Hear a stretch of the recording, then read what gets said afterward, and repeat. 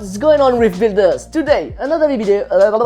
Vous avez rien compris, moi non plus, laisse tomber, j'ai pas l'habitude. Alors aujourd'hui, je vous parle de quoi? Je vous parle de cette buse, alors communément appelée le Clover Nozzle. Alors ça, c'est sorti suite à une discussion avec mon ami Jack Adams qui m'a dit hey, frérot, il faut que tu partages l'info, on tient un truc et en plus c'est gratos, il faut que tout le monde le sache.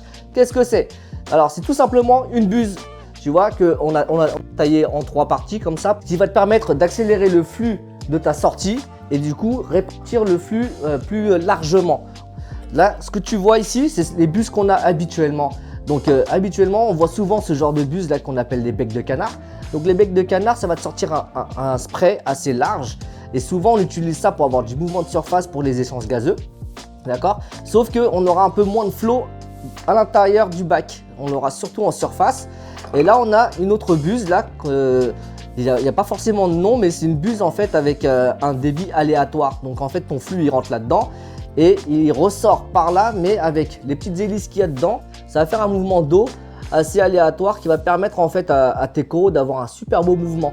Là, l'inconvénient de celui-là en fait, c'est que quand tu le places vers la surface, ton flux d'eau est réduit. Donc du coup, tu as un peu moins d'échanges gazeux en surface.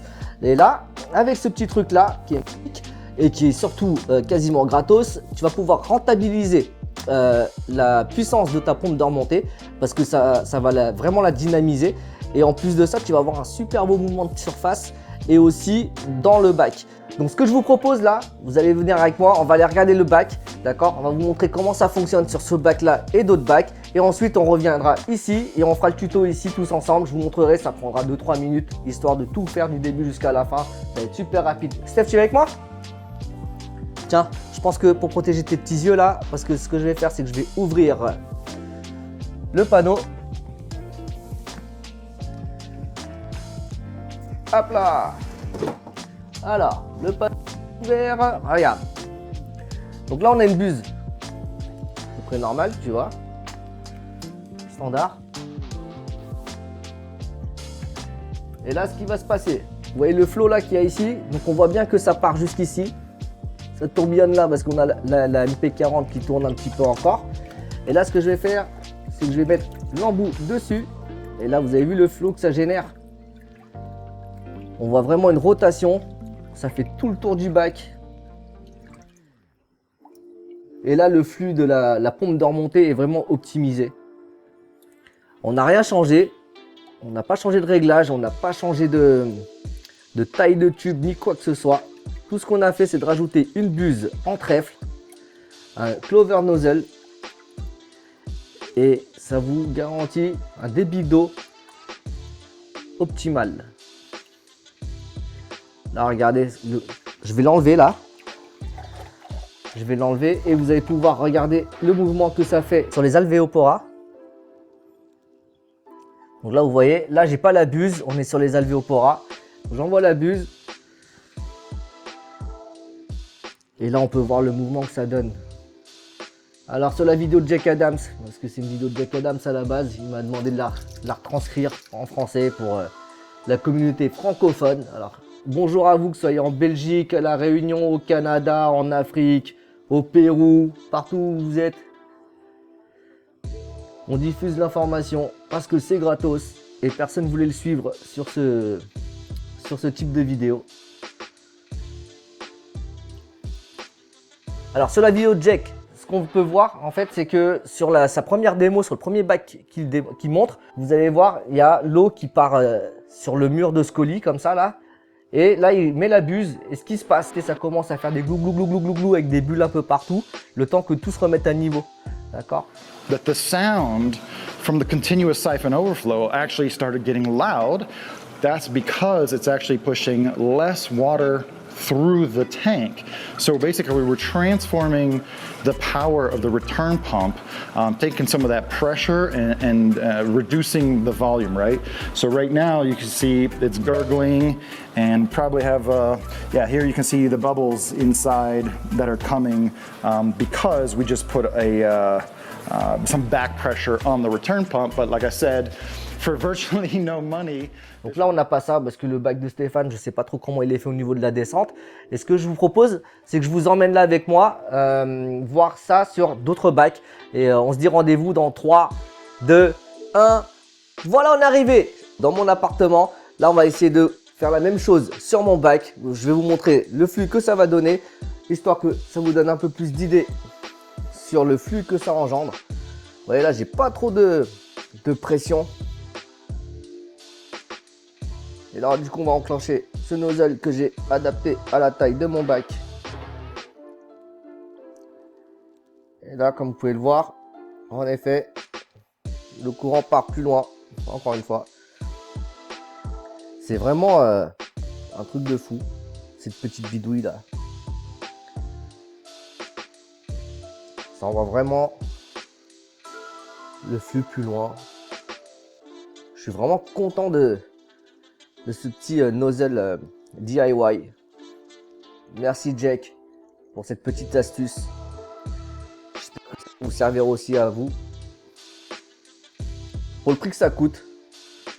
Hop là, bah voilà, du coup, c'est adopté. Ça va rester ici. Donc voilà les gars.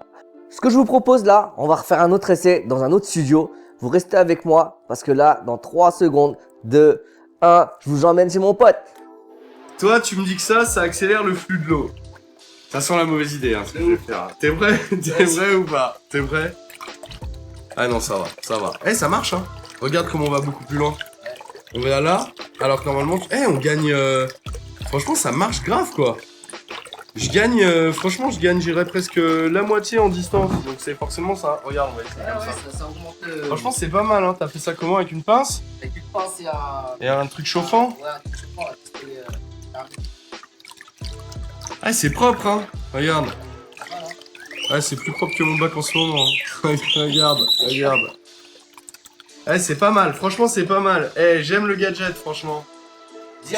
Eh, ça se trouve, t'es millionnaire, taille, grâce à ça. Bientôt, je vais le refaire. C'est peut-être ta crypto à toi, ça. Ça, je veux dire, c'est peut-être ça qui va te...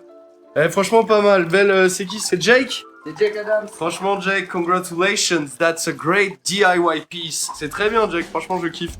C'est comme quand on joue avec le tuyau d'arrosage avec le jardin et qu'on fait comme ça pour aller plus loin, tu vois. C'est ça.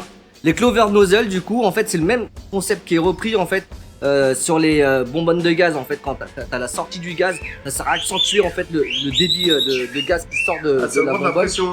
C'est ça. Ah non, ça augmente le débit, quoi. Voilà. On fait pas la pression, mais le débit. Donc, d'accord. voilà, comme vous pouvez le voir. Franchement, ça marche, Hop hein. là.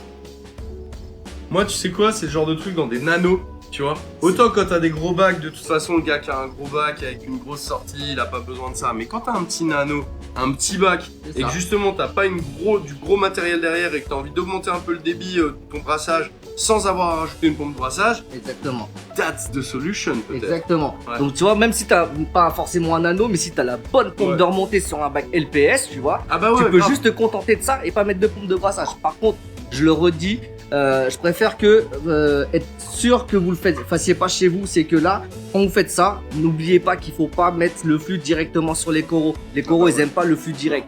Donc vous dirigez ça de façon à ce que ça fasse rebond sur une vitre pour pouvoir avoir un flux indirect Et sur même vos pour, animaux. ouais, pour virer le film gras, tu vois. Si tu laisses ça vraiment à la surface et tout, ça va casser ton film gras. Ouais, faut le laisser en surface, clairement. Tu C'est balances mieux. ça sur un corail, il va pas aimer, tu vois. C'est mieux, c'est mieux. Même un mou, un truc, il aimerait pas. Donc, on se retrouve au studio. Comme ça, je vous montre comment on fait la petite bidouille pour faire cette espèce de nozzle. Ok, on se dit à tout à l'heure. Retour sur le petit atelier de travail. Là, ce que je vous propose, c'est qu'on va le faire ensemble. Vous allez voir, ça dure pas super longtemps. Pour ça, on a besoin d'une bougie si on n'a pas de pistolet thermique. D'accord. Moi, j'ai pas opté pour cette solution-là parce que Jake, je t'ai vu. T'étais en galère avec ta bougie comme ça en train de chauffer ton tube. Je vais pas me faire avoir. Moi, j'apprends des erreurs des autres aussi. Hein. Donc, voilà. Mais comme il dit, on n'a pas tous ça à la maison, un pistolet thermique.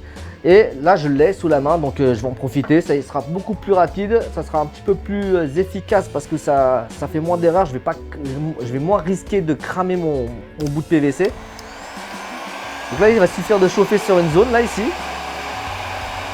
Donc si vous êtes minutieux, vous pouvez faire déjà votre marquage de division pour diviser votre tube en 3. Une fois que c'est chaud, on va le mettre là, pour lui mettre un petit coup de pince comme ça. Ça rentre quand même super facilement. Je vais attendre un peu.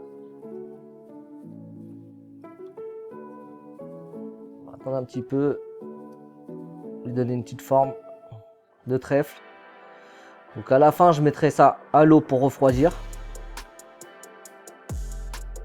De toute façon, à chaque fois que je vais réchauffer, ici, ça va regonfler à chaque fois. Donc à la fin, on mettra une pression finale, comme dit Jack.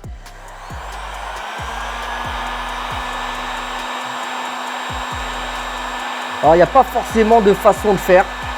Il n'y a pas une façon... il n'y a pas qu'une seule vérité. Vous pouvez le faire comme vous voulez. Du moment qu'on a cette séparation.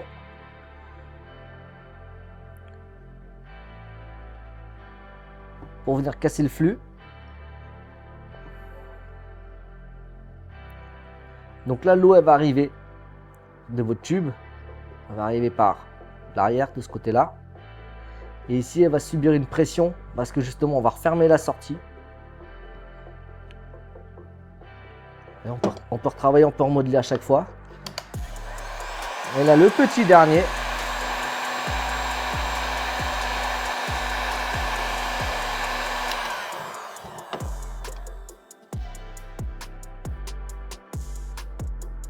Tu vois, à chaque fois que je travaille sur un côté, tu as l'autre côté qui se fait la balle.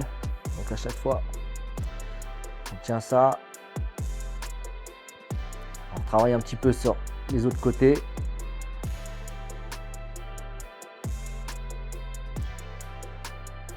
Le temps que voilà, ça refroidisse un petit peu. Et à la fin, dès qu'on est prêt, on va pouvoir après le tremper dans l'eau pour refroidir tout de suite.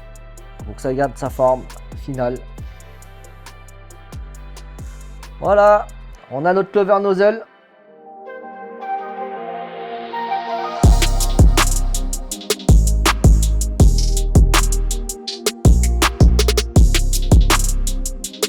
Donc nous voilà pour la fin de cette vidéo les gars, donc j'espère que ça vous a plu, que c'est une idée qui coûte pas cher et je trouve que Jack il a raison, il faut répandre l'information. Après voilà, ce qu'il faut savoir c'est qu'en optimisant le flux comme ça va déjà permettre aux coraux de se débarrasser plus facilement de leur couche de mucus et en plus leur débarrasser de leur espèce de voile bactérien qui peut les empêcher de croître normalement et éventuellement de tomber malade aussi.